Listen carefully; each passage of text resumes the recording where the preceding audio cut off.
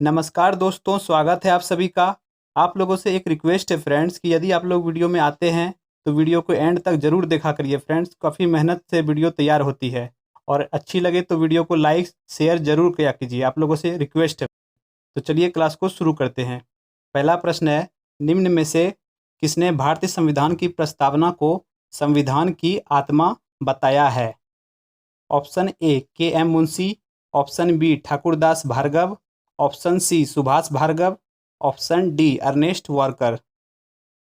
सही जवाब हो जाएगा ऑप्शन बी, ठाकुरदास भार्गव ने प्रस्तावना को संविधान की आत्मा कहा है।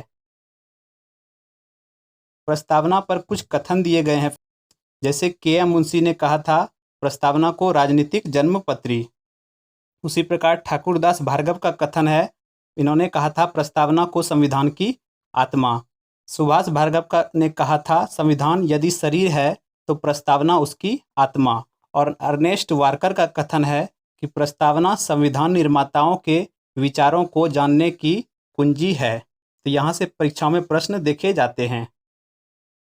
अगला है, आगे है कि प्रस्तावना में कुछ शब्द दिए गए हैं, जैसे प्रस्तावना में न्याय है 3 प्रकार का, स्वतंत्रता है 5 प्रकार का, समानता 2 प्रकार और भाईचारा 1 प्रकार का है। 3 प्रकार का न्याय है सामाजिक न्याय, राजनीतिक न्याय और आर्थिक न्याय। स्वतंत्रता है 5 प्रकार का, विचार की स्वतंत्रता, अभिव्यक्ति की स्वतंत्रता, धार्मिक स्वतंत्रता, उपासना की स्वतंत्रता और विश्वास की स्वतंत्रता। 2 प्रकार की समानता है, अवसर की समानता और प्रतिष्ठा यानी सम्मान की समानता। और भाईचारा है 1 प्रकार का, बंधुत्व। अगला प्रश्न है, भारत का सबसे पहला बायोस्फीयर रिजर्व कौन सा है? First biosphere reserve. सही जवाब हो जाएगा ऑप्शन सी, नीलगिरी। नीलगिरी को 1986 में बायोस्फीयर रिजर्व घोषित किया गया था। इससे संबंधित कुछ आंकड़ों को देखते हैं। सबसे बड़ा बायोस्फीयर रिजर्व है कच्छ का रण, गुजरात में स्थित है। सबसे छोटा बायोस्फीयर रिजर्व है डिब्रू सैखोवा, असम। सबसे बड़ा टाइगर रिजर्व है नागार्जुन सागर श्रीशैलम, जो आंध्र प्रदेश में स्थित है। सबसे छोटा टाइगर रिजर्व है बोर टाइगर रिजर्व, महाराष्ट्र। सबसे बड़ा राष्ट्रीय उद्यान है हेमिस राष्ट्रीय उद्यान, लद्दाख। और सबसे छोटा राष्ट्रीय उद्यान है साउथ बटन राष्ट्रीय उद्यान, जो स्थित है अंडमान निकोबार द्वीप में। अगला प्रश्न है, राष्ट्रमंडल खेल में स्वर्ण पदक जीतने वाले पहले भारतीय कौन थे? Option A Milkha Singh, option B Rupa Unnikrishnan, option C Rashid Anwar या ऑप्शन डी संकेत सागर। सही जवाब है ऑप्शन ए, मिल्खा सिंह। सबसे पहले भारतीय जिन्होंने राष्ट्रमंडल खेल में स्वर्ण पदक जीता था वह थे फ्रेंड्स मिल्खा सिंह। राष्ट्रमंडल खेल की बात करें तो शुरुआत हुआ था 1930 हैमिल्टन कनाडा में, और भारत ने भाग लिया था 1934 के राष्ट्रमंडल खेल, जो कि लंदन में आयोजन हुआ था। इसमें भारत ने 1 ब्रॉन्ज मेडल जीता था। कुछ इंपॉर्टेंट आंकड़ों को देखें तो राष्ट्रमंडल खेल में प्रथम भारतीय पदक विजेता यह थे राशिद अनवर। इन्होंने कुश्ती में ब्रॉन्ज मेडल जीता था। प्रथम भारतीय महिला पदक विजेता यह थी अमी घिया और कंवल सिंह। इन्होंने बैडमिंटन में भारत को ब्रॉन्ज मेडल दिलाया था। प्रथम भारतीय स्वर्ण पदक विजेता यह दिलाया था मिल्खा सिंह ने, जो कि धावक थे फ्रेंड्स। इन्होंने 1958 में स्वर्ण पदक दिलाया था राष्ट्रमंडल खेल में। प्रथम भारतीय महिला स्वर्ण पदक विजेता यह थी रूपा उन्नीकृष्णन। यह आपका एमटीएस में पूछा गया प्रश्न है। उन्होंने शूटिंग में भारत को स्वर्ण मेडल दिलाया था। और राष्ट्रमंडल खेलों में उत्कृष्ट प्रदर्शन करने वाले खिलाड़ियों को डेविड डेक्सन पुरस्कार दिया जाता है, और इसको जीतने वाले पहले भारतीय थे समरेश जंग। नेक्स्ट है, महिला T20 वर्ल्ड कप 2023 में विजेता टीम कौन सी रही? तो T20 वर्ल्ड कप 2023 में विजेता टीम रही थी ऑस्ट्रेलिया। ठीक है फ्रेंड्स, और उप विजेता रहा था साउथ अफ्रीका की टीम। और T20 वर्ल्ड कप का आयोजन भी साउथ अफ्रीका में ही हुआ था। देखते हैं हम लोग अब कुछ स्पोर्ट्स से रिलेटेड अवार्ड को। सबसे पहला है महिला विश्व कप 2022, यह जीता था ऑस्ट्रेलिया ने।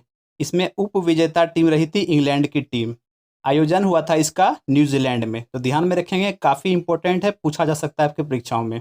रणजी ट्रॉफी 2023 यह जीता है सौराष्ट्र ने। संतोष ट्रॉफी को जीता है कर्नाटक ने। थॉमस कप यह जीता है भारत ने। हॉकी विश्व कप 2023 वेरी इंपॉर्टेंट, इसको जीता है जर्मनी ने। किसे हराया था? तो बेल्जियम को। अंडर 19 महिला T20 विश्व कप, इसे जीता है भारत ने। अंडर 19 महिला T20 विश्व कप।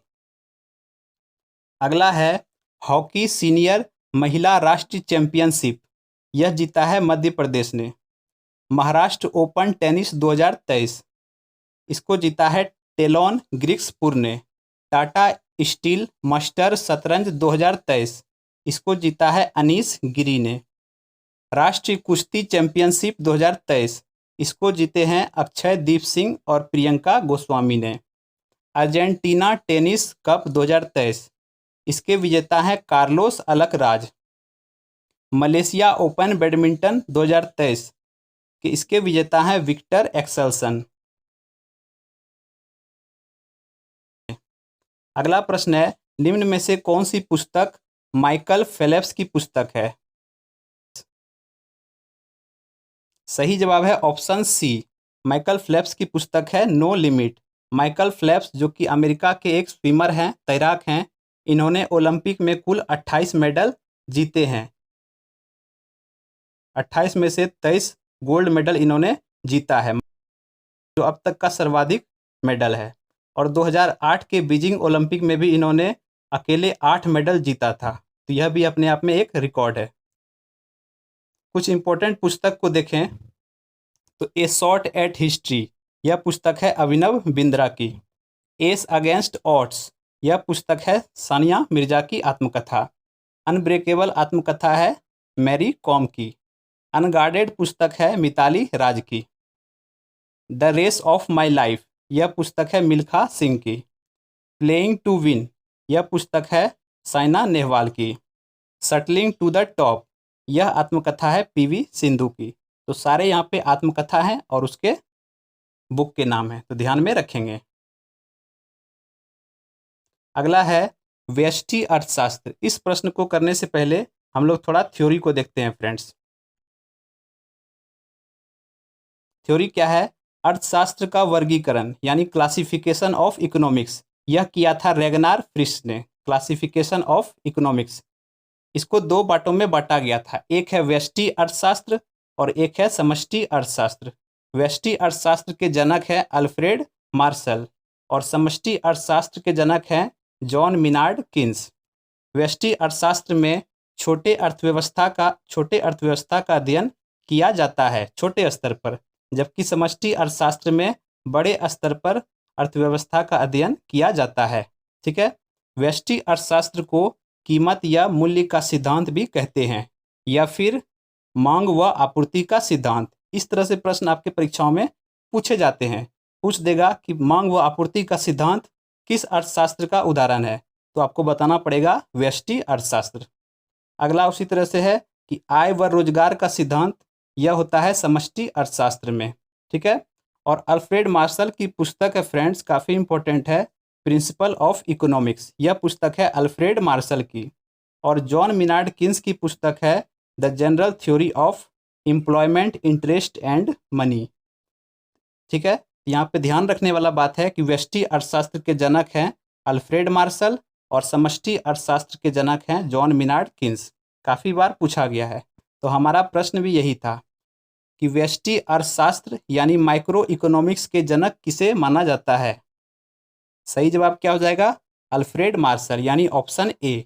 जबकि जे.एम. किन्स यानी जॉन मिनार्ड किन्स हैं समष्टि अर्थशास्त्र के जनक, जबकि क्लासिफिकेशन किया था किसने? रेगनार फ्रिश ने।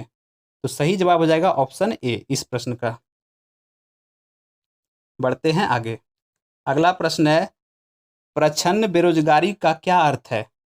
प्रच्छन्न बेरोजगारी, काम करने के इच्छुक होना और काम ना मिलना, पूरे वर्ष भर काम ना मिलना, विशाल श्रमिक शक्ति को नियोजित करने के लिए पूंजी संरचना का अपर्याप्त होना, या फिर आवश्यकताओं से अधिक लोगों का कार्यरत होना। तो इसका सही जवाब हो जाएगा ऑप्शन डी। आवश्यकता से अधिक लोगों का कार्यरत होना, यह कहलाता है प्रच्छन्न बेरोजगारी, यानी छिपी हुई बेरोजगारी। और इसका सबसे अच्छा उदाहरण है कृषि। कृषि में देखी जाती है प्रच्छन्न बेरोजगारी। भारत में अधिकतर बेरोजगारी जो देखी जाती है वह होती है संरचनात्मक बेरोजगारी। इसका मतलब होता है कि अपर्याप्त उत्पादन क्षमता। ठीक है फ्रेंड्स, ध्यान में रखेंगे। नेक्स्ट है, भारत में सर्वाधिक तांबा उत्पादक राज्य कौन सा है? तांबा में प्रथम राज्य है मध्य प्रदेश। तांबा में प्रथम राज्य है मध्य प्रदेश, जबकि भंडारण में प्रथम स्थान आता है राजस्थान का। दोनों बातों को ध्यान में रखेंगे।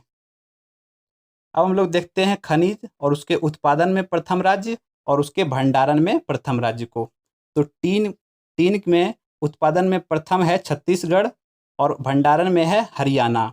कोयला के उत्पादन में प्रथम राज्य है छत्तीसगढ़ और उसके भंडारण में है झारखंड।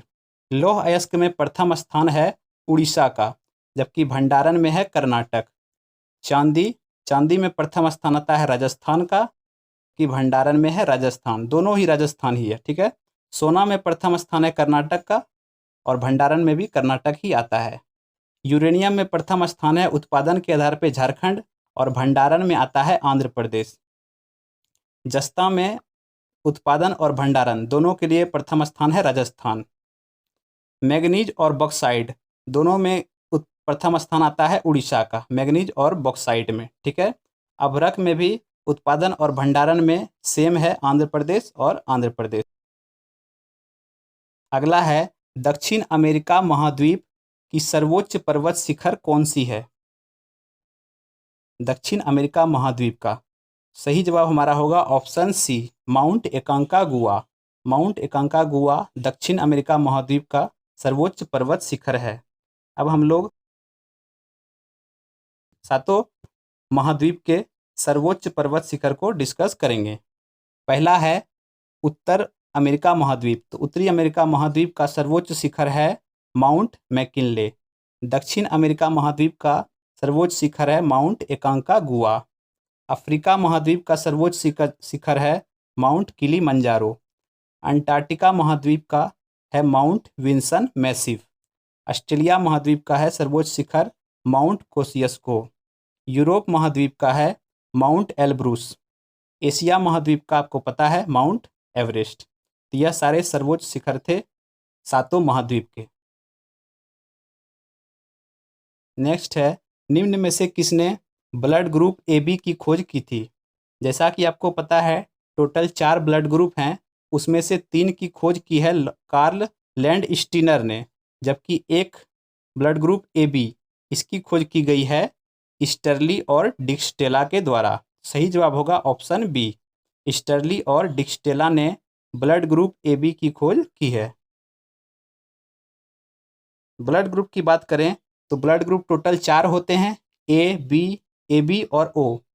जो हमारा ब्लड ग्रुप होता है वही एंटीजन भी होता है, लेकिन एंटीबॉडी जस्ट उसका अपोजिट होता है, ठीक है। जैसे A ब्लड ग्रुप है तो उसका एंटीजन भी A है, B ब्लड ग्रुप है तो उसका एंटीजन भी B है और AB ब्लड ग्रुप का एंटीजन भी AB है, ठीक है। जबकि A ब्लड ग्रुप वाले का एंटीबॉडी क्या है? B, अपोजिट है। A है तो B है, फिर B है तो यहाँ पे क्या आ जाएगा? A हो जाएगा। और O के लिए क्या है? A भी है और B भी, दोनों है, ठीक है। जबकि एक ध्यान रखेंगे कि O का कोई एंटीजन नहीं है और AB का कोई एंटीबॉडी नहीं है। O का कोई एंटीजन नहीं है इसलिए इसे सर्वदाता कहते हैं, और AB का कोई एंटीबॉडी नहीं है इसलिए यह है सर्वग्राही, यह किसी से भी ब्लड ले सकता है। जबकि O वाला किसी को भी अपना ब्लड दे सकता है, उसमें भी कौन सा? O निगेटिव, ठीक है।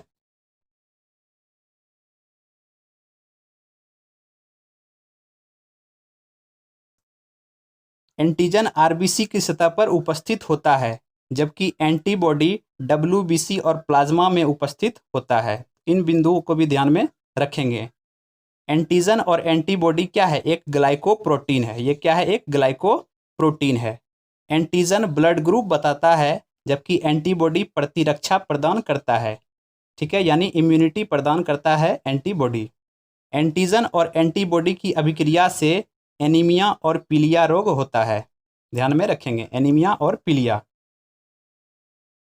अगला है, निम्न में से कौन सी गोल्जी उपकरण का कार्य नहीं है?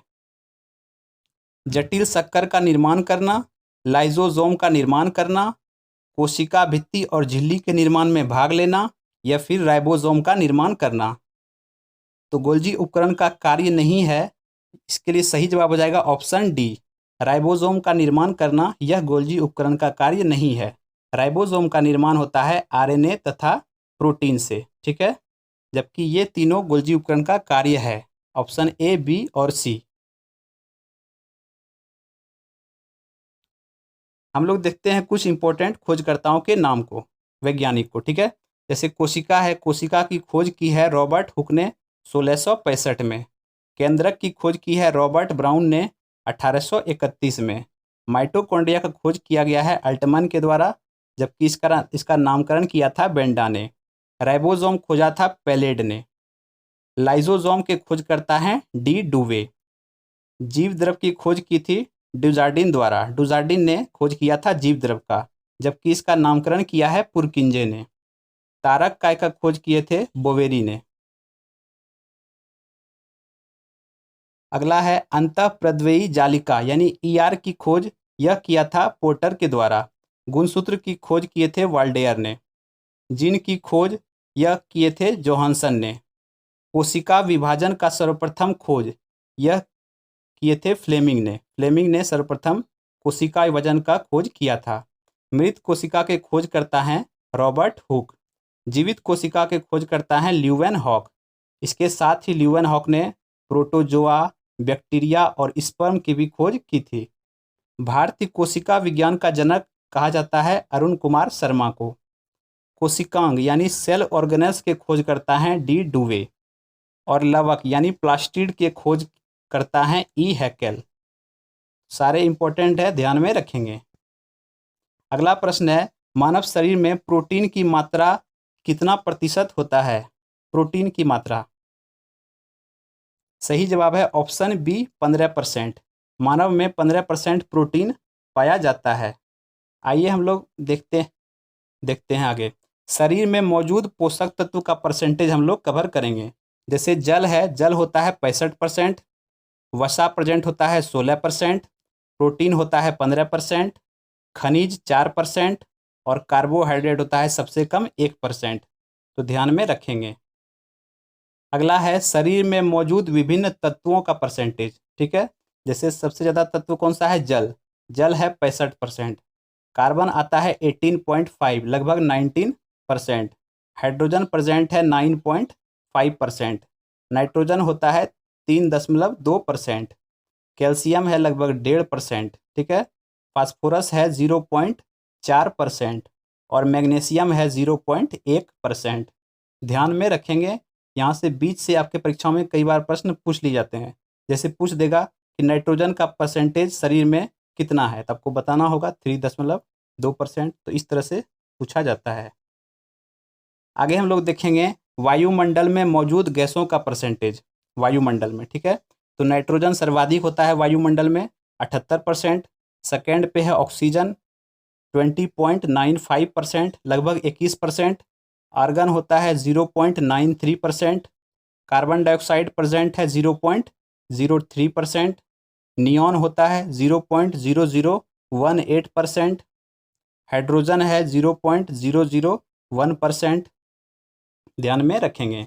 अगला है भूपर्पटी में मौजूद तत्वों का परसेंटेज और संपूर्ण पृथ्वी पे मौजूद पदार्थों का परसेंटेज। भूपर्पटी पे और संपूर्ण पृथ्वी पे। तो भूपर्पटी की पहले बात करें तो इसमें सर्वाधिक क्या है? ऑक्सीजन 47%। सिलिकॉन आता है 28%। एल्युमिनियम है 8%। लोहा है 5%। मैग्नीशियम है 4%। कैल्शियम है 2%।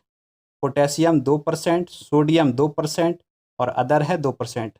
और संपूर्ण पृथ्वी की बात करें तो इसमें आता है सबसे पहले लोहा 35%। सेकेंड पे है ऑक्सीजन 30%। सिलिकॉन आता है थर्ड पे 15%।